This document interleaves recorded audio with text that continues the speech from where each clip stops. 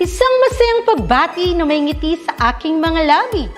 Naghahanap ba kayo ng makakatuwang sa pagre-review ng inyong anak? Meron yan sa DepEd. Ang Itulay online tutorial ay libre at handog ng ating kagawaran sa pangunguna ng OUA ICTS EdTech. Ito ay isang proyektong makatutulong sa mga mag-aaral, katuwang ang mga magulang o kasama sa kani-kanilang tahanan para masagutan at maunawaan ang mga modules. Hangad din ng programang Itulay ang matulungan ang ating mga guro sa kanilang mga blended learning classes. Ang ating Itulay ay mula kinder hanggang senior high school. Bukod sa academics, meron din tayong mga special programs gaya ng All is Wellness, Reading and Math Remediation, Storytelling, Mommy Tech Talks, Classes sa Gramatika, Speech Class, Financial Literacy, at marami pang iba. Pinalawig din ng Itulay ang ating Alive program para sa mga mag-aaral mula grade 1 hanggang grade 3. Gayun din ay mayroon tayong ALS program at SPED tutorials na makasisigurong makakamit ng lahat ang inclusive education. May SPED hotline na rin para sa inyong mga katanungan patungkol sa special education. Kaya, subaybayan mula Lunes hanggang Biyernes, mula 9 ng umaga hanggang 7 ng gabi ang ating Itulay. Sa ating pagtutulungan, maiaangat natin ang bawat isa.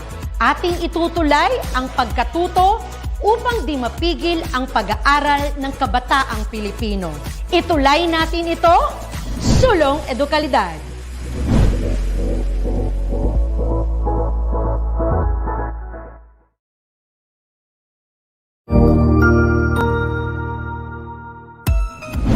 Mabuhay! Good day to all! I am your tutor Madge. Welcome to Itulay, a free online tutorial, an initiative of the Department of Education, Information and Communications Technology Service, Educational Technology Unit, ICTS EdTech. This program is aimed at helping and assisting learners from kindergarten, senior high school, ALS, Alive and SPED learners. Aside from answering the modules, the Itulay is offering programs which you will surely look forward to. Together with our parents and teachers, the Itulay will bridge the gaps where difficulty and ease meet in learning new knowledge and skills. So, let us prepare our module, pen and paper. Ready your mind to see and hear worthwhile and interesting lessons. Let us now study and learn, together with our volunteer online tutors. Tara na!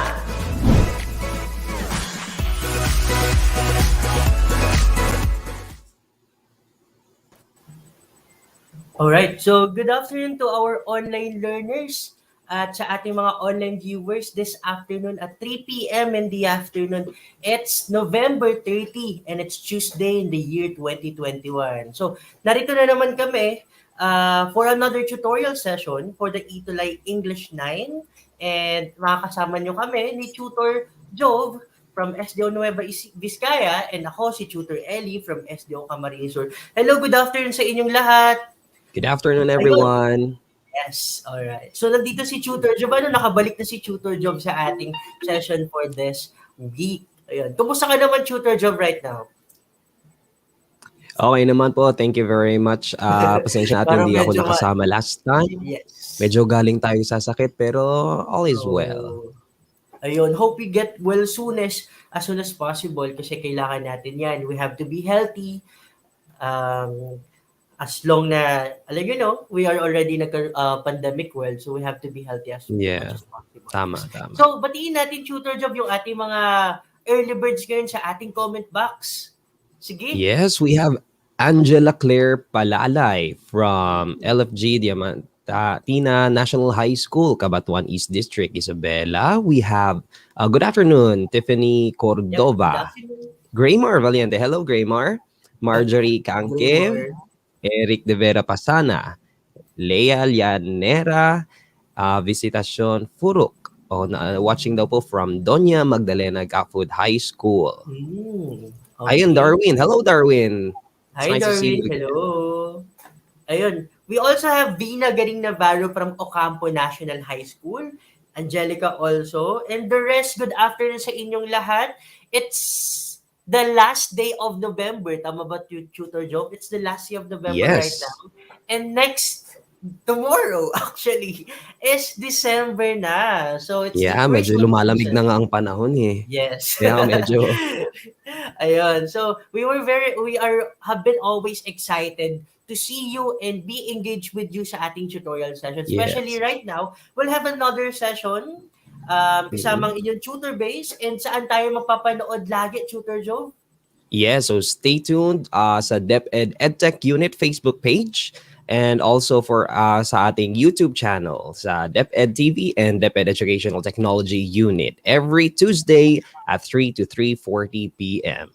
Okay. So alam na ng mga subscribers natin at ng mga live viewers natin, especially itong mga Yes. grade 9 online learners. Lagi silang nakatutok ever since quarter 1 ng ating English 9 session sa Italy. Ngayon, so before we start, please, my dear online learners at sa lahat ng mga who's supporting our Italy session, please share this tutorial session. Please share this to your GCs, to your group chats, to your classmates, to your families and relatives, to your co-teachers. If you are a teacher watching this tutorial session, mabuhay po kayo. Saludo kami ni Tutor Job sa inyo. Ayun, please share this, my dear online learners. Okay? So, dire-diretso na tayo, Tutor Job. What was our topic nga from our last session? It's all about? Yes, last time though I was joining you sa Facebook comments. I listened to Tutor Ellie, of course, talking about annotations, making marks on the text. Yes. Yeah. And it's not simply highlighting appealing words or sentences. Okay? So, yun yung basic definition ng annotations. And also, when we when we say annotation, it's we actually deconstructing the text into meaningful pieces. And why do we do this, Tutor Joe? Bakit natin dinedeconstruct yung pieces, yung text natin, yung Yes. annotation? Of course, we do this to help us comprehend what we are reading on a deeper level than if we were just to read it straight through. Yes. And because of that, we have an assignment from last session, which is what we call time to annotate, in which our students, we told our students to annotate rather. They have to write their own annotation of the poem Mother Mhm. to Son by Langston Hughes. So some of our students submitted their outputs. They have annotated this Mother to Son poem by Langston Hughes. So, tingnan natin. So, we have our output of the week, and of course, we do this every session to recognize the students who give us an output, who always engage and participate in our activities. And for this week, we have Vina Garing Navarro from Ocampo National High School from SDO Camarines, Sur, who submitted this. Okay, Yes. napaka-effort ni Miss Vina, okay? Ng ating grade 9 student from Bicol region. So this is her work. So ganito actually on how we should annotate. So we put marks, we put circles, we put other shapes, and we write some text on the margin. So medyo may nakikita ka pa dito, Tutor Job, na nag-drawing pa si Vina ng Yeah. stairs. Okay, An at example nagkulay of pa a siya. crystal stair, sabi pa niya. With color green and pink color. So yun, this is what we do in order to deepen our understanding. We deconstruct and dissect the text in order to, to know what's the meaning behind those words. It's basically, ano yung tawag natin doon, Tutor Job? Yung reading, that's what we call it, reading between the lines. Yes. Yes. So, ganun. So, thank you very much and congratulations, Vina, our student Congratulations, of the Vina. week. Congratulations. And it's a job well done. Talagang nag-effort ka naman. And for the others of our tutees, of our grade 9 learners who failed to submit, who missed the chance to submit dahil they were so busy, and it's fine, it's okay. Actually, tutor job, meron pa rin nag-submit, last minute submission a while ago. Kaso we were not able to put that in our presentation. But still, we would like to congratulate them, and we Yes. commend their effort for still submitting their outputs. Ayun. And of course, for those who would like to be featured also, make Yep. sure that first you are part of our pambansang GC. Okay? Yeah. So So we have sa a mga GC. yes, yung mga Okay. hindi pa Sali po kayo. nakasali, identify natin sa GC, and our learners who are already in the GC will invite you. Mm-mm. I would like to ask these live viewers natin, hopefully these are grade 9 students, so please, have you joined our GC already? Althea Balangi from LFG Diamantina National High School. Vina is already in our GC. Diane Ancheta, Faith, Eugenio Francisco, Tiffany, JP Viloria, Emeline, Kenneth, nandito na yun sa GC natin. And for the rest, please join our GC kasi lagi kayong updated on when it comes to our assignment. Kasi in order for you to be presented or to be recognized with our for the outputs of the week or the tutor of the week, you have to submit your outputs regularly. So yun, diretso na tayo tutor job. So ano yung topic natin for quarter 2 week 3 in English 9? Yes, for this week, we're going to talk about poetry and its Elements. elements. So yun, we will see what is poetry, what are the Okay, so elements, and yes, ang okay, so module go ahead. reference natin, I'm sorry. Okay. Sige. Module reference natin, Tutor Jove, is the ADM module. Okay, so we are using different references when it comes to when it comes to having our tutorial session. So for this, we are using the ADM modules of the DepEd Central Office. So it could be used by different divisions, schools, and regions across the Philippines. And Tutor Job, since our topic is about poetry and its elements, what are our objectives for this session? Okay, so for our objectives, by the end of this lesson, you should be able to analyze the difference between prose and poetry. Second is to appreciate the importance of the elements of poetry reflected on the given poems. And lastly, to create a poem following specific elements of poetry. So hopefully, we will be able to execute this and accomplish all these three objectives at the end of our session. So alam naman natin, Tutor, yung kaya naman talaga nila, di ba? Kaya-kaya Yes. ng ating mga live viewers ngayon at mga grade 9 online learners. So please Oo share this naman. video tutorial session, ha? Do not forget. Ayun, meron tayong mga viewers from Luzon, Visayas, and Mindanao. Hello po, good afternoon sa inyong lahat. And ayun, so for our task 1, Tutor Job, the students will be analyzing the difference, okay? Okay, ano kaya ito? Ano kayang difference? What are the causes they have to differentiate? Ayun, since we are actually celebrating holiday, today is holiday, and what do we celebrate right now, Tutor Joe? Yes, for November 30, every November 30, we celebrate Bonifacio Day. Yes, Bonifacio Day is actually, November 30 is Bonifacio Day, and it's actually the birthday of our one of our greatest heroes in Philippine Revolution, who is Andres Bonifacio. So ito, we would just like to let them differentiate ano kayong pinagkaiba ng dalawang statements. What are the difference between these two statements? So imagine Tutor Joe or our learners right now. So pag sinabihan kayo, just a simple sentence ng, you have to love your own country. Ganun lang. Mahalin mo ang sarili mong bansa. Okay? So, basically, maiintindihan natin what does it mean, right? We have to love Yes, our country. it's a Okay? Mahalin command. mo. Oh, it's basically like a commandment, no? Yung parang, inuutusan ka, you love your own country. Sinasabihan ka, it's an advice or suggestion.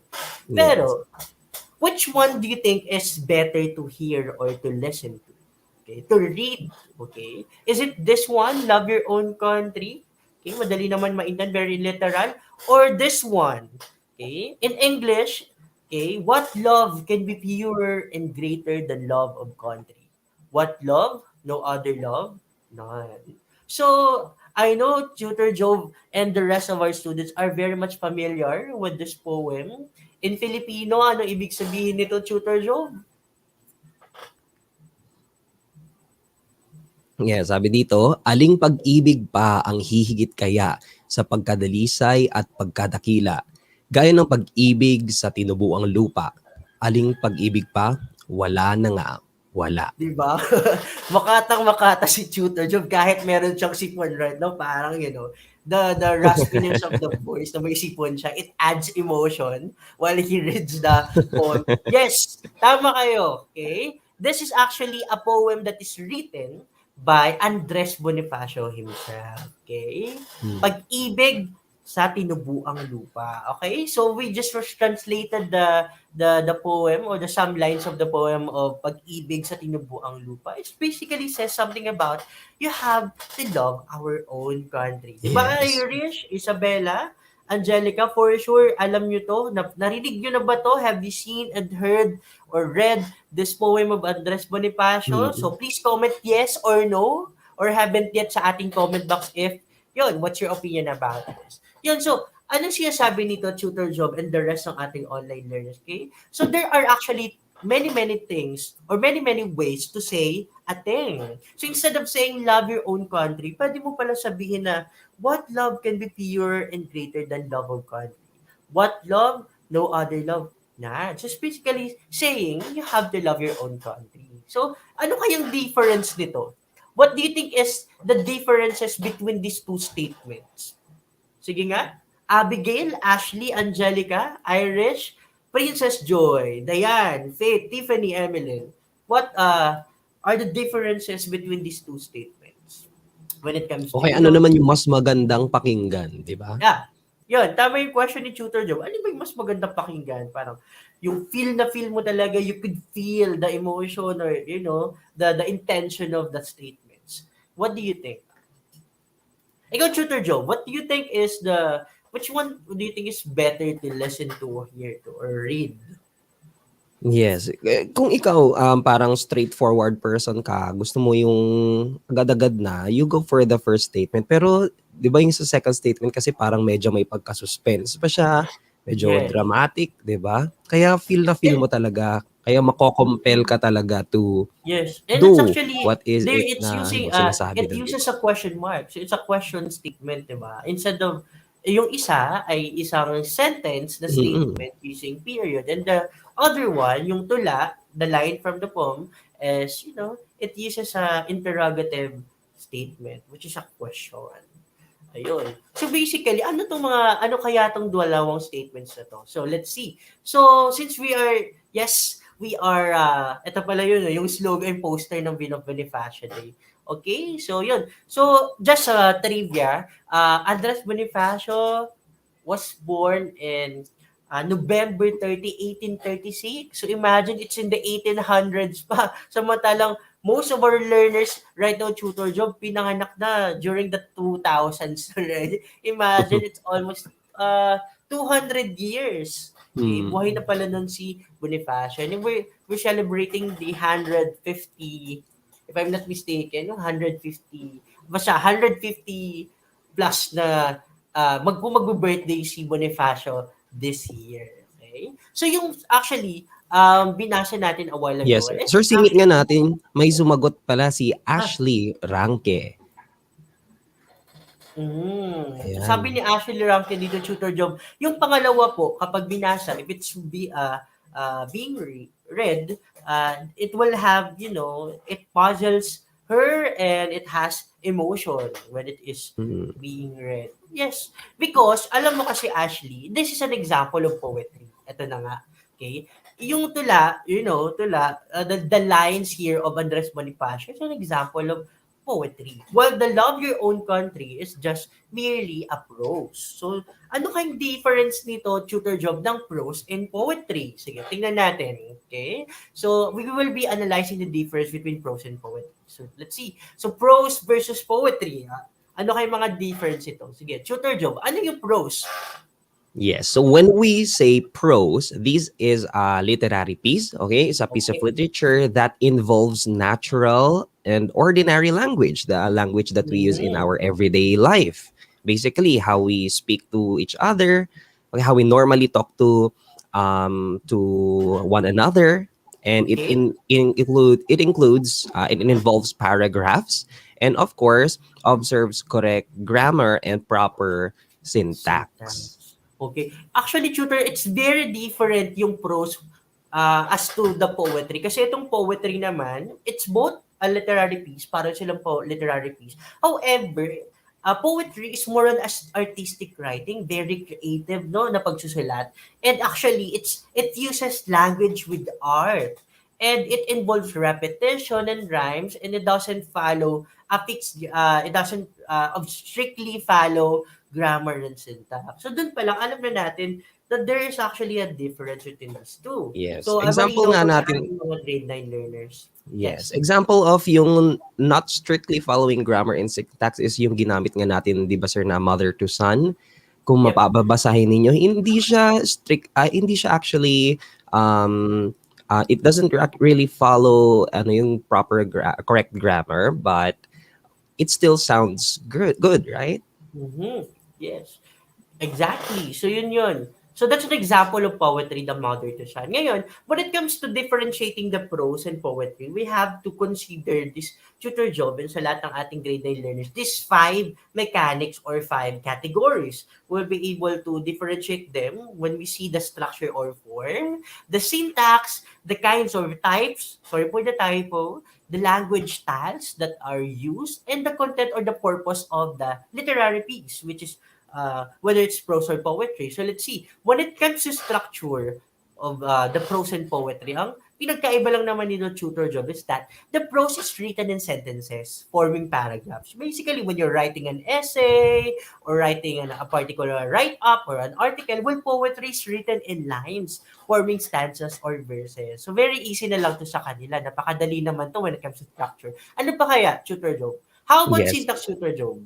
Yeah, second is of course a syntax. For syntax for prose, of course it observes strict grammar, correct Grammar. punctuation, and capitalizations.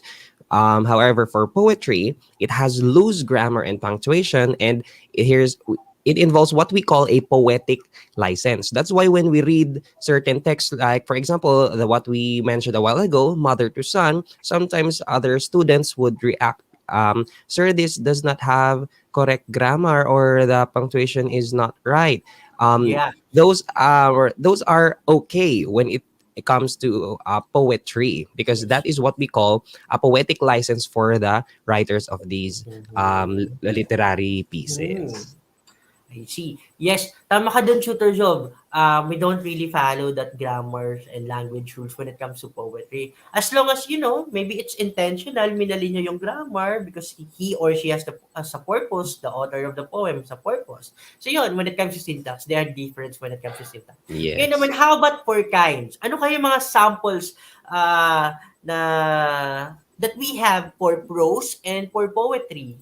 So baka yung ating mga live viewers kayo, yung grade 9 learners natin dito, they could give an example of, sige, bigay nga kayo, titingnan namin sa comment box. When it comes to prose, my dear students, we have essays, novels, journals, articles, blogs, news, speeches, diary, and endings. Okay, so magbigay nga kayo ng example, Magbigay nga kayo ng example ng ng essays or novels, title of the novels or journal articles, we'll see yon. And when it comes to poetry, meron dito na lyric, like elegy, ode, and sonnet. Okay? Yeah. We will discuss the sonnet in our preceding sessions. We have dramatic poetry like tragedy, comedy, tragicomedy, close drama, and masque. And we also have a narrative poetry like epic, ballad. Ano yung mga epic na alam nyo? Yung ballad na alam nyo or tale. Like folk tales, fairy tales, metrical, and romance poetry. So, pagbigyan nga kayo ng examples, titingnan natin yan dito sa ating comment. Like title of a novels na alam nyo, or an ode or sonnet or tragedy when it comes to English or American literature. Kung may alam itong mga students natin, kung mahilig ba magbasa or at least mahilig manood ng mga pelikula, meron sila dyan makikita mga titles nito. Okay? So, for the next is the language, Sergio. Yes. What's about this? In prose, the language used is usually straightforward, okay, ordinary, and natural. Just like what I said a while ago, it's basically how the language that we use, for example, in our normal lives. Okay, there is no limit in terms of word usage. But for poetry, here we become more creative when it comes to speaking. We are concise, we are articulate with our words, and we use figurative language, and often it's rhythmical. Okay. So let us read them. Jewel Dane Evangelista here in our live comment. Sabi niya, Noli Me Tangere, sir. So, Noli Me Tangere is what? A prose or a poetry? Yes. So it is a prose because it It's is, a prose. yes, yes. It's straightforward, ordinary, and it uses, paragraph form yan. Okay? Ano ba kaya? When it comes to purpose, what's the difference between these two? So, meron dito, before we proceed, sabi dito ni Tiffany Villamor Cordova, example of novel, sir, Omniscient Readers, Viewpoint, Louds of the Couch Family. I'm not familiar with this title, Tiffany, but I commend you for having uh, read this kind of novel. If that is really a novel, okay, I don't know who's the author of this, Tiffany. Sige, paki-comment na lang dyan. Ikaw, Tutor Job, ano yung mga novels na nabasa mo na from your entire life? Which ones do you like the best? Yan. Sige, Tutor Job. I would say naman na nabasa ko na pero I've been exposed to ayan, kunwari No Limit ang Hari, of course sa school, ganyan, Yes. for Very common yan, novels. though. One thing I personally have read is yung Bailwalhati Bautista, which is Desaparecidos, mga ganyan na mga novels. Pero those are like I think Filipino novels. No. Yeah, it's okay. Sabi nga ni di ba? Sabi nga ni it's okay lang naman if you're using Filipino novels because sabi nga ni Andres Bonifacio, pag-ibig sa tinubuang lupa. So we have to love our own country. It doesn't mean yung ating, bansa. Siyempre, lahat ng produkto, lahat ng, whether it's literature or products, we have to love it and we have to, tawag doon, we have to support yan, our, we have to support our own products and literature. Ayun, when it comes to purpose, yung prose naman is more on information and the content is logical and practical. While poetry is very emotional, okay? Dramatic, katulad ng mga Mother to Son by Langston Hughes na poem. So yun. So basically, very basic lang naman talaga, di ba, Tutor? Very easy lang naman yung difference between the prose and poetry.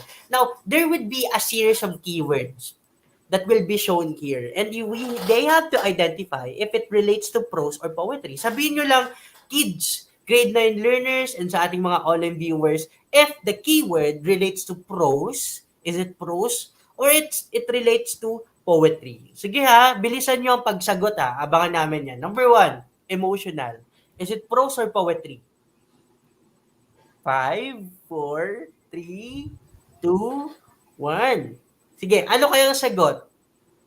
Okay, anong sagot kaya dito? Sa emotional, is it prose or poetry?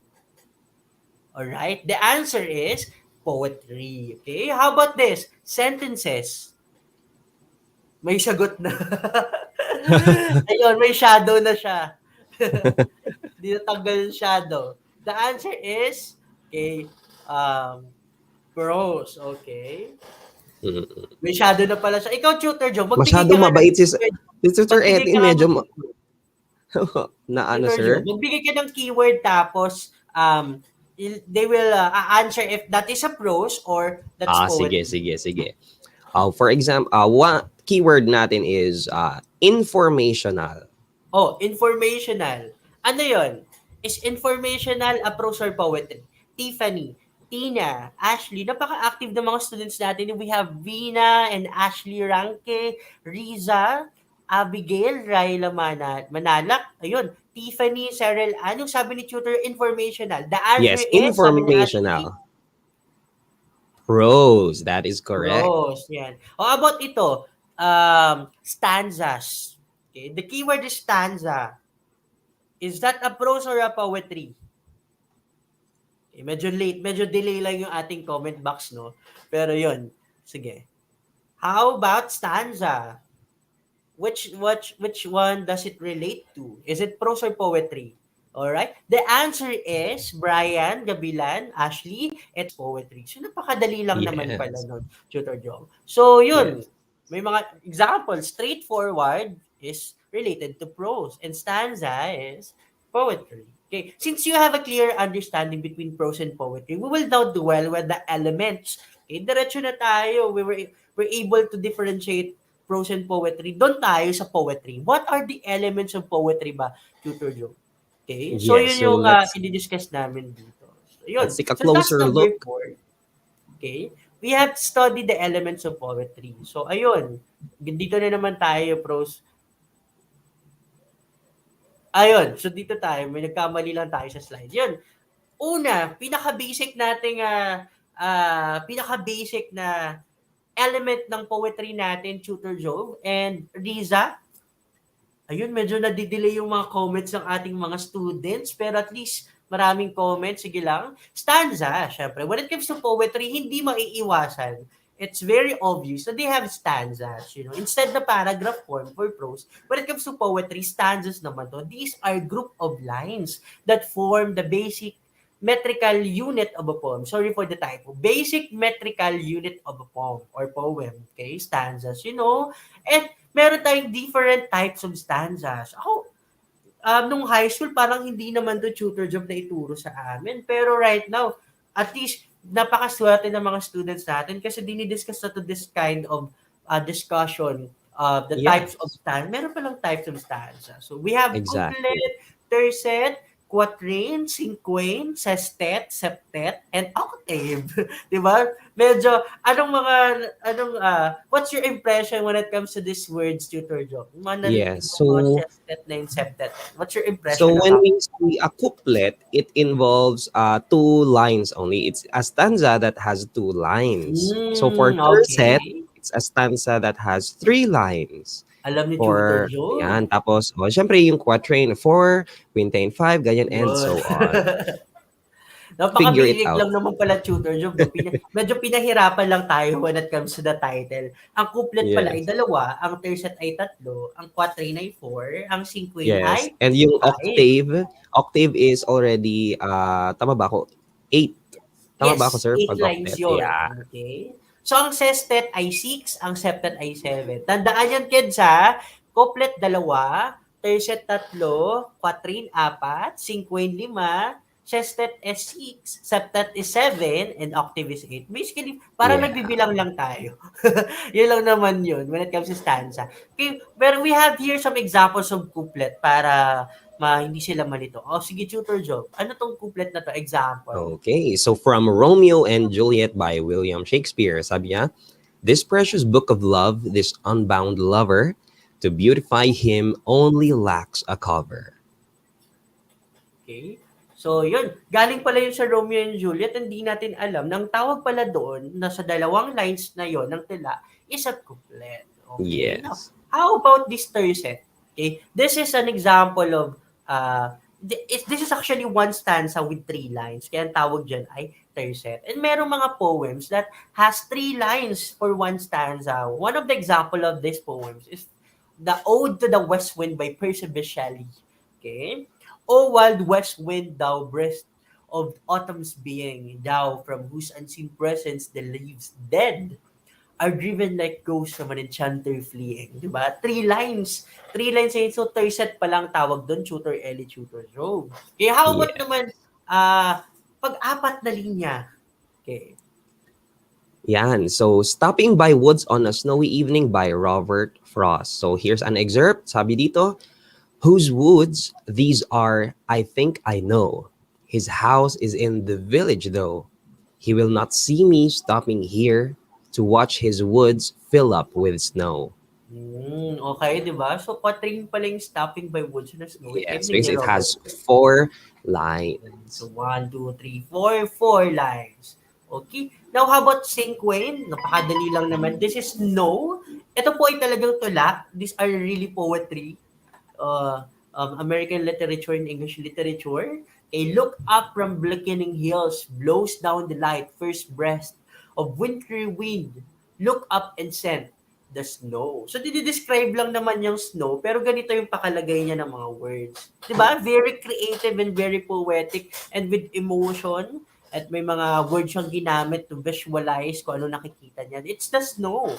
Okay? Look up. So, 5 lines lang yan. Napakasimple lang naman, 5 lines. Now, how about Yes. Okay, so here's Annabel Lee by Edgar Allan Poe. Sabi niya, it was many and many a year ago in a kingdom by the sea that a maiden there lived whom you may know by the name of Annabel Lee. And this maiden she lived with no other thought than to love and be loved by me. Grabe, no? Very dramatic si Edgar Allan Poe when it comes to writing a poem. Grabe. Yeah. Okay, napaka-deep. Okay? So, how many lines to Tutor Job? So 1, 2, 3, 4, 5, 6. So Six that's a lines. sestet. Okay. Now, how about septet? Okay? It's 7. Okay? This is Baba Black Sheep. This is actually not a poem, but actually, tawag dito, Nursery Ah, rhyme. nursery rhyme. Pero nursery rhyme actually poetry naman. Basic lang yun. Hailey, hello. Good afternoon, Maria Ashley Borromeo. Hello, mga na-late na mga students na to. Hello pa rin. Hello sa inyo. Good afternoon, Micaela from Tala High School. I like your school name. Stephanie, Mary Grace, Riza. Thank you for participating right now. Now, balik tayo dito. Septet. This is an example of septet. Baba, black sheep, have you any wool? Yes, sir. Yes, sir. 3 bags full. One for the master and one for the dame and one for the little boy who lives on the lane. So yun, 7 lines. Di ba? Di natin alam na ito palang black sheep na to. Hindi lang nursery rhyme. Pag, if we're able to deconstruct or dissect the lines, pero may 7 lines so which we call septet. Now, how about ang octave? Okay, yan. So this is from Death Be Not Proud by John Donne. Death be not proud, though some have called thee mighty and dreadful, for thou art not so. For those whom thou thinkst thou dost overthrow, die not, poor death, nor yet canst thou kill me. From rest and sleep, which but thy pictures be, much pleasure then from thee, much more must flow. And soonest our best men with thee do go, rest of their bones and souls delivery. Okay. So yun, medyo nagkakaroon tayo dito ng poem recital na ni Tutor Job.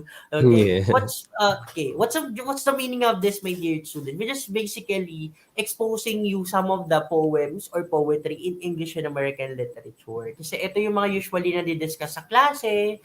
Kung pag bumalik na tayo ng face-to-face, ito yung mga usually nakikita nyo sa modules nyo. So ito pala ay okay, these are poetries. And may mga number of lines sila na tinatawag. Okay, so yun lang naman yung stanzas, type of stanzas. So do not forget yun ha, yung mga lines, types of stanzas based on the lines. So actually, we have to consider also when it comes to writing a poem, it's one of the elements of a poetry, which is what we call tone or mood. So basically, tone is the attitude of the writer about the subject. Okay?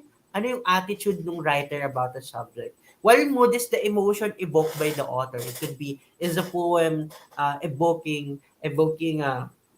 does the poem evokes sadness or happiness, or is it surprising or fear or anger, madness? So yun lang naman yun. But the preceding session will be talking more in depth when it comes to tone or mood, when it comes to literature or literary pieces. Okay? So the next one we have imagery. Ito ha, imagery. Okay, Tutor Joe? Yes, for imagery, this is the use of vivid words that appeal to the senses in order to deepen the understanding of the text. Now, imagery is very, very important in poetry because, like what we said when we defined poetry, it appeals to the emotions. So, how do we appeal to the emotion? By using, of course, words that describe these emotions and describe what the author or the poet sees at the moment. So how would you use that? Commonly, of course, we use adjectives. Okay, very vivid adjectives in order for a poet to express what he or she wants you to imagine while you are reading the poem. Okay, so remember, for poetry, we use vivid words. So these words are adjectives. Okay, so in order for us to achieve this imagery for poetry. Okay. Ayun. So, we will be discussing this in depth with the for the preceding session. So ito medyo po overview lang tayo and pahapya ako for this session. We will have more longer session when it comes to discussing the tone and mood and the imagery when it comes to poetry. And we have actually an example of imagery here. Now, ang imagery pala tutor job is not only found when it comes to poems but also to line of the song. Like for example, these are actually songs. Wala na kasi ako ibang maisip talaga na medyo sikat ngayon na alam or very much familiar yung ating mga grade 9 learners but than Taylor Swift. So these are actually songs of Taylor Swift.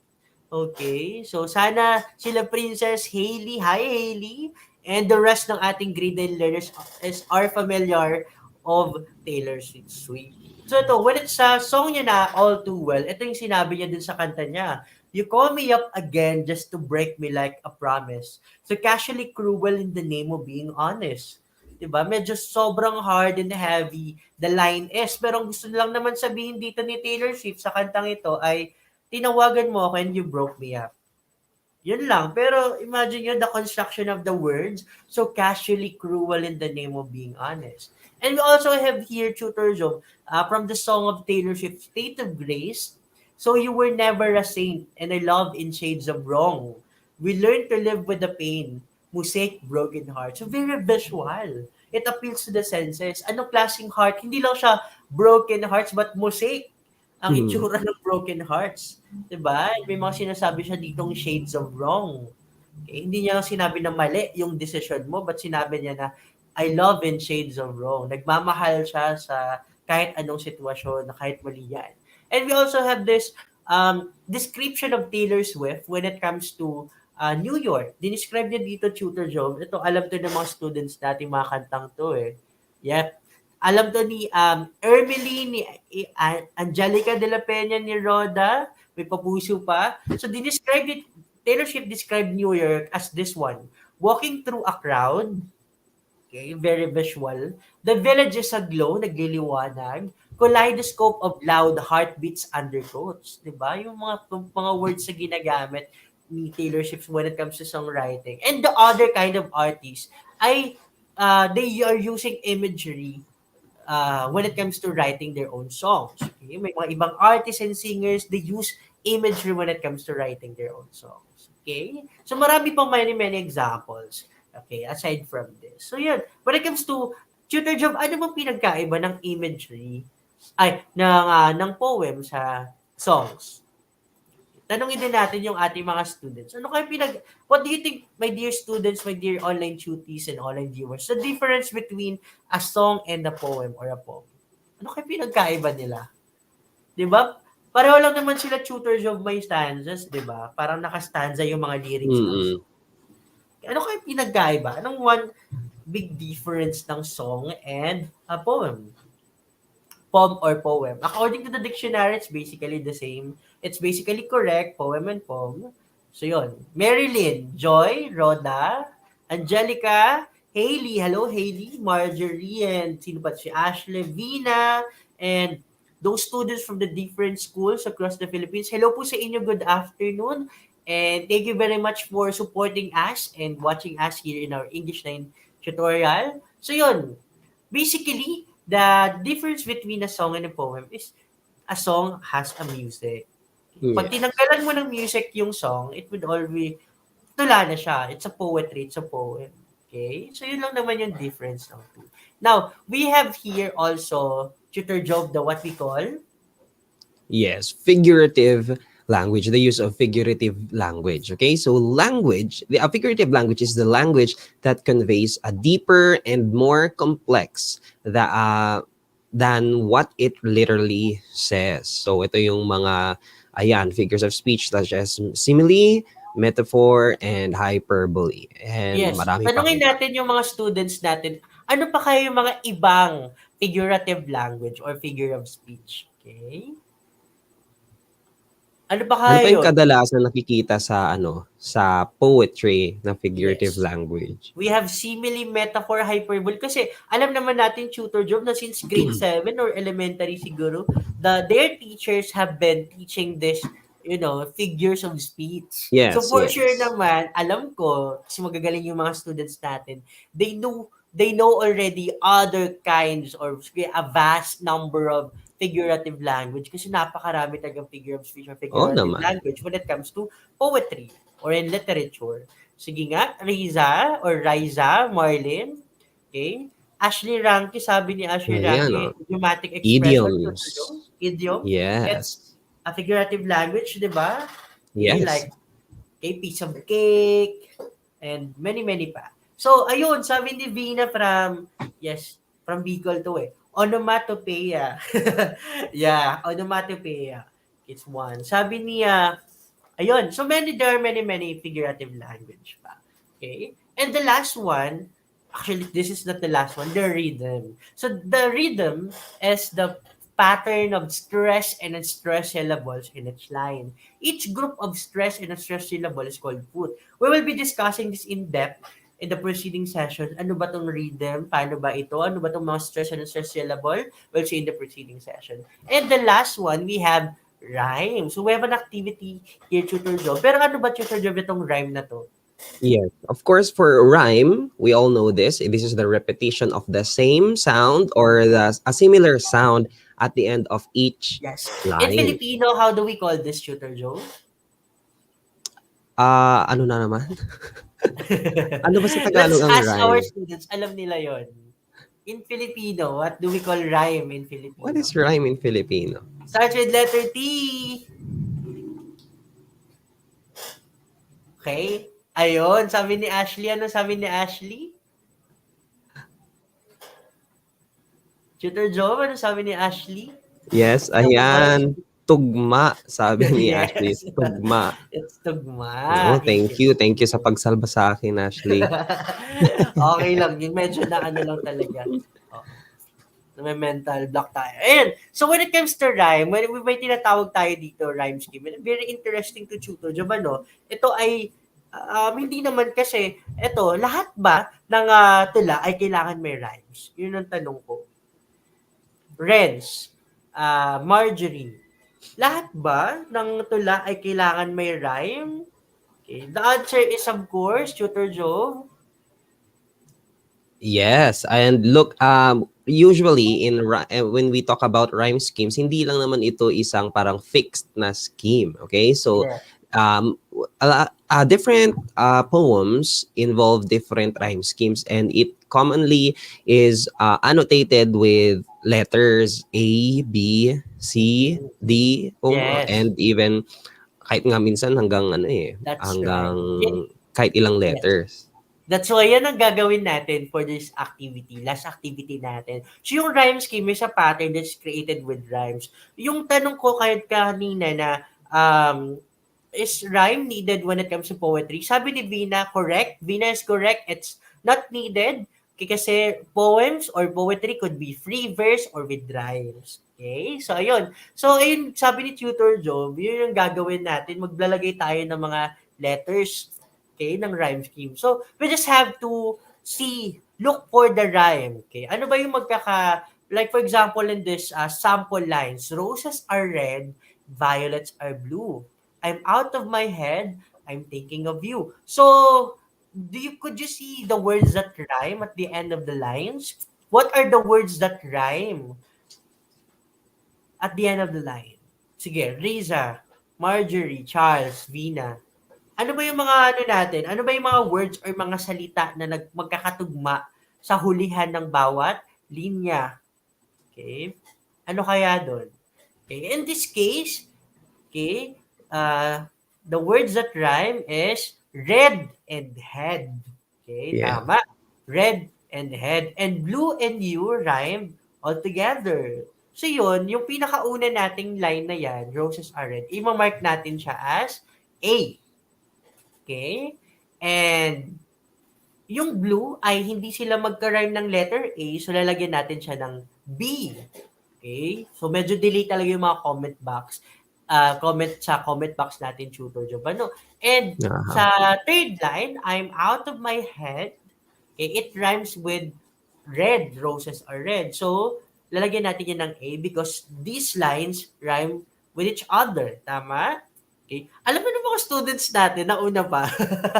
Okay? And you rhymes with blue. So, the rhyme scheme here is none other than tama si Michael, Abigail, and si Abigail. The rhyme scheme is AB, AB. Ayun. So, Inunahan napakagaling ka na, ng mga sir. students natin. Very advanced naman pala. Okay. Now, pag pahabain natin siya, what if dagdagan natin to, Tutor Joe? Okay. I see the trees.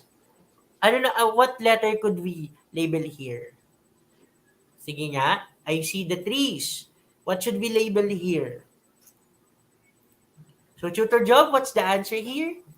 Of course, since it does not rhyme with A, which is red and head, or B, blue and U, we use C. Okay, so let's see. Okay, how about the next line? Dinagdagan pa natin. It reminds me of you. What's the answer here? So tama sila Yeah, Tama very sila good. Michael, Abigail, Tina, Ashley. So it's letter C kanina. How about this one? What letter should we label here? Does it rhyme with letter A?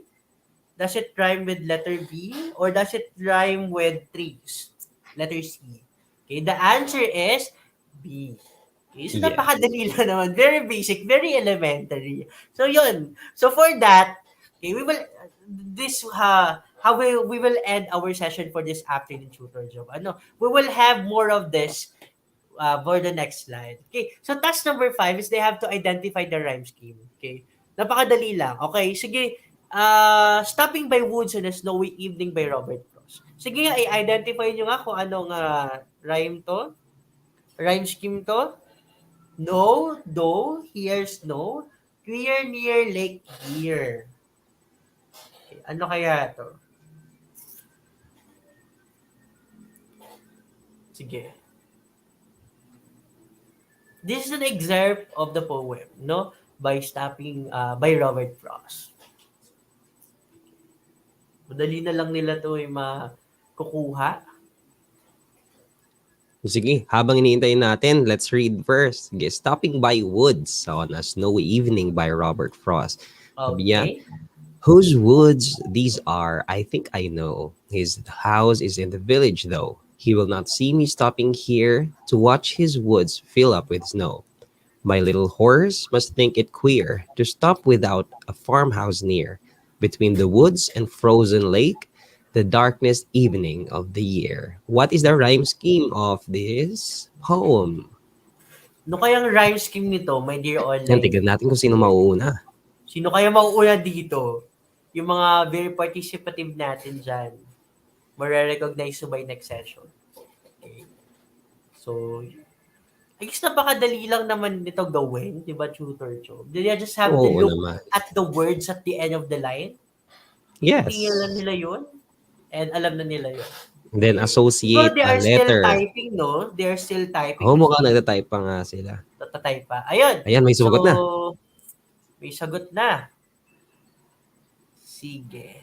Let's check Let's check. the answer of Abigail. Okay. The first A. line is A.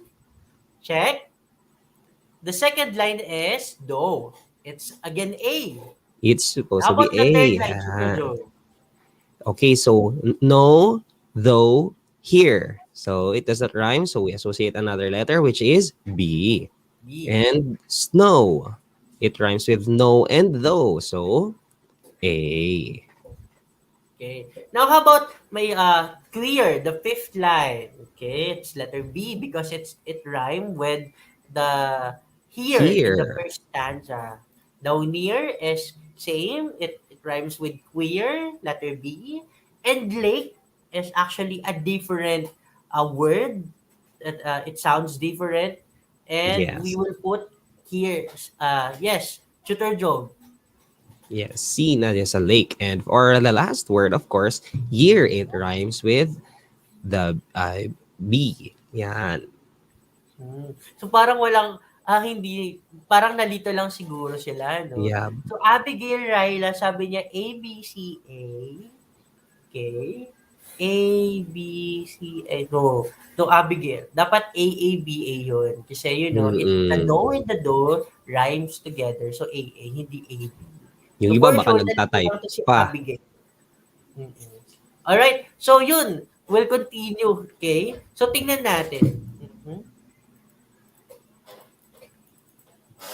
Naulit lang. Okay? So, in summary, okay, poetry is the highest form of literature and it influences us because it shows different shades of human beings. So, yung mga tula pala na we're able to read, recite a while ago, Tutor Joe, it expresses different feelings or shades of human beings, whether it's Yes. about friendship, love, death, and other human emotions. So, it reflects the way of life of people.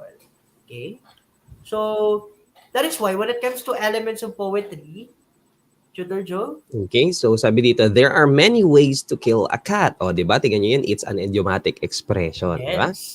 So, same with writing a poem. There are many elements to be considered and it's up to us how we will make use of them. For example, for a rhyme, di ba? Nabanggit kanina ni Sir Tutor Ellie na poetry does not always have to rhyme.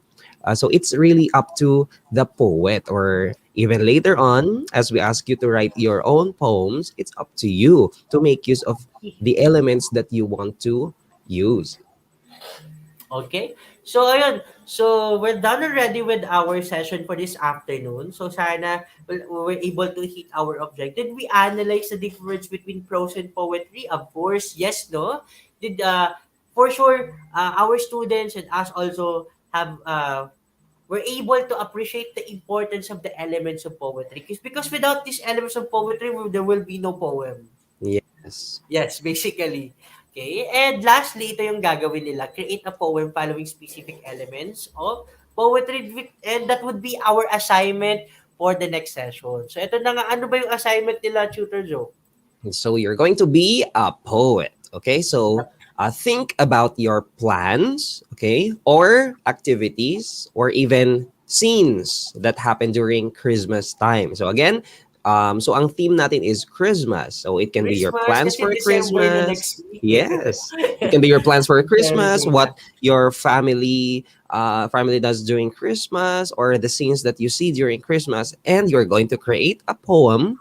Pero, of course, you have to follow these guidelines or you have to Yep. follow these given elements. Sir Ellie? So, make sure na ang tula nyo or ang poem na gagawin nyo has rhyme. Okay? Check yun. Dapat may tugma yun na may mga rhyme siya. And it's a quatrain. So, ano nga ang Okay. quatrain? How It many has lines do we have for quatrain? 4 lines per Yeah. stanza. Okay? 4 lines per stanza.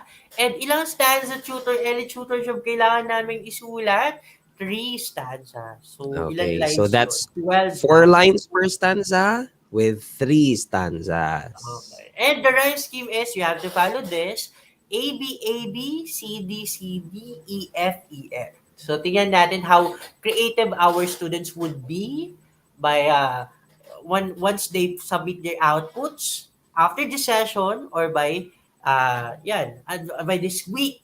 Ayun. So, yun lang naman ang gagawin nila. Do not Okay. forget So this take a so that you'll be screenshot. recognized for next session. Yes. You can Take a screenshot for you to remember your assignment. Yes. And we're For going your to assignment. feature your outputs for the next session. Make sure Okay. that you are included in our pambansang GC. For English 9. Okay, so we need your feedback. Kumusta naman kami ni Tutor Joe? So ito ay isisend na lang namin sa aming GC. Na sana kasali kayo doon or please just tell us in the comment box if you are not yet haven't joined our GC for English 9. Of course, we have an exit assessment. It's a 5-item quiz lang. And binabasa talaga namin ni Tutor Job your comments and your answers. And then we're done already, Tutor Job, with another session of our English 9 with our topic for week 3, quarter 2, which is about poetry and its elements. Again, Yeah. okay, so once again, we are your tutor base for English 9 that will be watch and see stream every Tuesday at 3 o'clock to 3:40 p.m. sa Facebook pages and YouTube accounts in the Philippines. Thank you very much, Ashley, and the rest Eunice, and the rest of the students and online viewers natin for this afternoon. Once again, I am Tutor Ellie from SDO Camarines Sur. I am Tutor Joe from SDO Nueva Vizcaya. And we are your tutor base, your tutors for English 9 Tuesday. And of course, alam niyo, kailangan din nating sabihan sila na support our English Junior High School teachers that are teaching from grade 7 to grade 10. If you want advanced lessons, you can watch the higher levels. If you want to review your past lessons, you can even watch our yung mga lower levels ninyo. Yes. And also, Tutor Job, in our JC, we give also the replay sessions of our previous session. So if you're late, sa iba sa kanila, hindi pa rin nakakaabot sa topic natin for now. It's okay, it's fine, it's valid. So yun, sali lang kayo sa aming GCN. We'll update you there. Okay? Hanggang sa muli, and thank you very much to our learners and to our online viewers right now. Thank you very much, and goodbye. Thank you. God bless. Stay safe. Thank you. God bless. Thank you. Stay safe.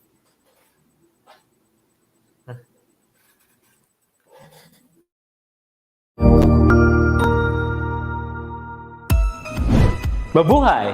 Good day to all! I am your tutor Madge. Welcome to Itulay, a free online tutorial, an initiative of the Department of Education, Information and Communications Technology Service, Educational Technology Unit, ICTS EdTech. This program is aimed at helping and assisting learners from kindergarten, senior high school, ALS, Alive and SPED learners. Aside from answering the modules, the Itulay is offering programs which you will surely look forward to. Together with our parents and teachers, the Itulay will bridge the gap where difficulty and ease meet in learning new knowledge and skills. So, let us prepare our module, pen and paper. Ready your mind to see and hear worthwhile and interesting lessons. Let us now study and learn, together with our volunteer online tutors. Tara na!